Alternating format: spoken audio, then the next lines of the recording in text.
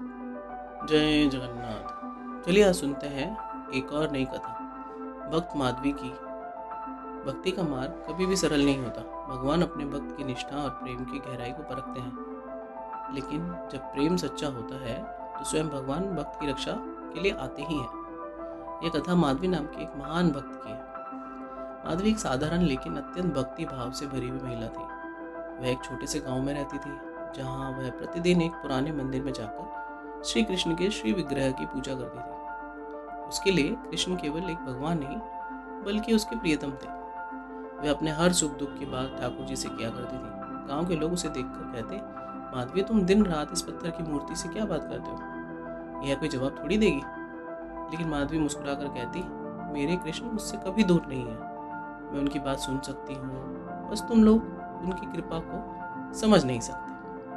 गांव के लोगों को उसकी बात अजीब लगती थी, लेकिन माधवी को कोई परवाह नहीं थी। एक दिन गांव में एक अजनबी साधु आया। उसकी आंखों में गहरी शांति थी, लेकिन उसकी उपस्थिति में कुछ रहस्यमयता भी थी। उसने गांव वाले से पूछा, क्या इस गांव में कोई सच्चा भक्त है? गांव के लोग हंसकर बोले, अगर कोई है तो वह माधवी ही है। वह दिन रात अपने श्री कृष्ण से बातें करती रहती है। साधु ने सुना और माधवी के घर की ओर चल पड़ा। जब वह माधवी के पास पहुंचा तो उसने उससे पूछा, बेटी क्या तुम सच में श्री कृष्ण को अपने प्रियतम मानती हो? माधवी ने श्रद्धा से सिर झुका लिया और कहा, हाँ प्रभु, मेरे लिए श्री कृष्ण ही सब कुछ है। साधु ने उसकी आंखों में देखा और धीमे से कहा, यदि तुम्हारे श्री कृष्ण वास्तव में तुमसे प्रेम करते हैं तो क्या वे तुम्हारी सहायता करेंगे जब तुम्हें उनकी सबसे अधिक आवश्यकता होगी?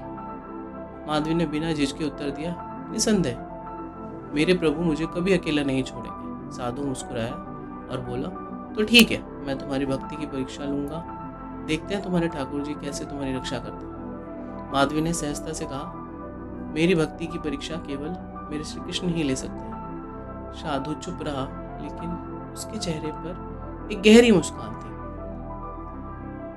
अगले दिन गांव में एक अजीब घटना घटी। गांव के मुखिया की कीमती आभूषण चोरी हो गया। कोई नहीं जानता था कि यह कैसे हुआ, लेकिन कुछ लोगों ने झूठा आरोप लगाकर माधवी को दोषी ठहरा दिया। गांव के लोग उसके पास आए और बोले, माधवी, तुम्हें मुखिया जी के आभूषण की चोरी का आरोप में गिरफ्तार किया जाएगा। माधवी स्तब्ध रह गई। उसने कुछ नहीं कहा, केवल ठाकुर जी के सामने जाकर खड़ी हो गई। उसकी आंखों में आंसू थे, लेकिन वह शांत थी। प्रभु, क्या यह आपकी इच्छा है? उसने धीरे से पूछा, लेकिन कोई उत्तर नहीं आया। गांव वालों ने उसकी एक न सुनी और उसे राजा के दरबार में पेश कर दिया। राजा के दरबार में माधवी को पेश किया गया। राजा ने गुस्से में कहा, तुम पर चोरी का आरोप है, क्या तुम्हारे पास कोई प्रमाण है कि तुम निर्दोष हो? माधवी ने सिर झुकाया और कहा, मेरे पास कोई प्रमाण नहीं है, केवल मेरे ठाकुर जी की कृपा है। राजा ने ठहाका लगाया और बोला, अच्छा, तो यदि तुम्हारे भगवान सच में तुम्हारे साथ हैं तो वे तुम्हें बचाने क्यों नहीं आ रहे? गांव के लोग भी हंसने लगे। राजा ने आदेश दिया, यदि कल तक कोई प्रमाण नहीं मिला कि माधवी निर्दोष है तो उसे कारागार में डाल दिया जाएगा। माधवी के पास अब कुछ नहीं बचा था। रात गहरी हो गई। माधवी जेल में बैठी थी। उसकी आंखों में आंसू बह रहे थे। उसने ठाकुर जी से कहा, प्रभु, क्या यह आपकी इच्छा थी? आपने मेरी परीक्षा क्यों ली? तभी अचानक एक कोमल दिव्य स्वर गूंजा, माधवी, क्या तुम मुझ पर विश्वास नहीं करती? माधवी चौंक गई। उसने इधर उधर देखा, लेकिन कोई नहीं था। फिर वही स्वर आया, मुझे देखो माधवी। माधवी ने अपनी आंखें बंद कर ली और जब उसने फिर खोला तो सामने स्वयं श्री कृष्ण खड़े थे। उनका स्वर स्नेह से भरा हुआ था, माधवी, तुमने अपनी भक्ति की परीक्षा उत्तीर्ण कर ली। कल जो होगा वह देखने के लिए तैयार हो जाओ। सुबह होते ही राजा के दरबार में हंगामा मच गया। वही साधु जो माधवी की परीक्षा लेने आया था, वह दरबार में आया और उसने राजा को बताया कि चोरी उसने ही की थी। राजा स्तब्ध रह गया। गांव वाले हक्के बक्के रह गए।